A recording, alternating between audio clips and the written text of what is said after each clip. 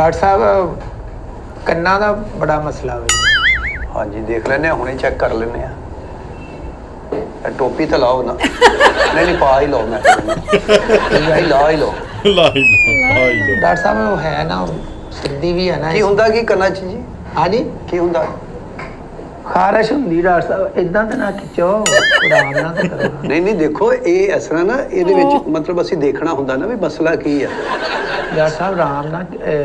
ਤੁਸੀਂ ਫੋਲਡ ਕਰੋ ਨਾ ਤਾਂ ਡਾਕਟਰ ਸਾਹਿਬ ਤੁਸੀਂ ਕੰਨ ਚੈੱਕ ਕਰਨੇ ਟੈਂਡ ਕਰਨੀ ਮੇਰੀ ਕੰਨਾਂ 'ਚ ਡਾਕਟਰ ਸਾਹਿਬ ਐ ਨਾ ਜਿਵੇਂ ਨਾ ਚੱਪੇ ਨਹੀਂ ਆਏ ਹੁੰਦੇ ਚੱਪੇ ਚੱਪੇ ਦੇ ਮੈਡੀਕਲ ਸਾਇੰਸ ਦੇ ਵਿੱਚ ਹੁੰਦਾ ਹੀ ਨਹੀਂ ਚੱਪੇ ਚੱਪੇ ਕਿਹੜੇ ਹੁੰਦੇ ਆ ਇਹ ਕਾਨ ਨਹੀਂ ਵੇਖੀ ਤੋੜੀ ਸਿਰ ਕਾਹਦੇ ਲਈ ਹਿਲਾ ਰਿਹਾ ਮੈਂ ਤਾਂ ਭੇਡੂ ਨੂੰ ਚੈੱਕ ਕਰ ਰਿਹਾ ਘੋਗੇ ਦੀ ਧੋਣ ਆ ਬੜੀ ਜਿਵੇਂ ਹਲਾਲ ਨਹੀਂ ਕਰਦਾ ਕਰ ਲੱਗੇ ਹੁੰਦੇ ਆ ਧੋਣ ਕਰਕੇ ਆ ਠਾ ਢੇਡੂ ਬਣਾਇਆ ਉਹ ਮੇਰੀ ਧੌਣ ਗਈ ਡਾਕਟਰ ਕੰਨ ਤੁਹਾਡੇ ਬਹੁਤ ਬੁਰੇ ਹੋਏ ਪਏ ਤਾਂ ਕਿਵੇਂ ਕੋ ਨਹੀਂ ਉਹ ਮੂੰਹ ਤੋਂ ਜ਼ਿਆਦਾ ਹੋਏ ਪਏ ਹਾਂਜੀ ਇਹ ਤੁਹਾਡਾ ਹੁਣੇ ਹੀ ਕਰਨੇ ਆ ਡੈਡੀ ਸਰਫ ਲਿਆ ਉਥੋਂ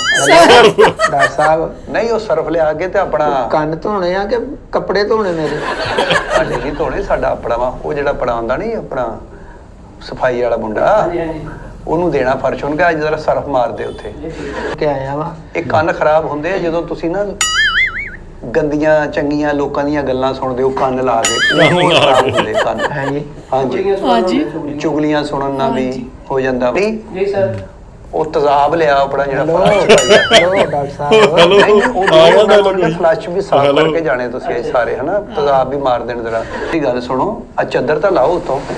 ਕੰਨ ਚੈੱਕ ਕਰਨੇ ਆ ਤੁਸੀਂ ਚਾਦਰ ਦਾ ਕੀ ਤਰ੍ਹਾਂ ਕੰਨਾਂ ਦੇ ਨਾਲ ਠੰਡ ਵਾ ਨਹੀਂ ਕੰਨ ਨਹੀਂ ਤੁਹਾਡੇ ਮਤਲਬ ਖਰਾਬ ਆ ਤੁਹਾਨੂੰ ਕਿਹੜਾ ਨਮੂਨੀਆ ਹੋਇਆ ਤੁਸੀਂ ਲਾ ਦਿਓ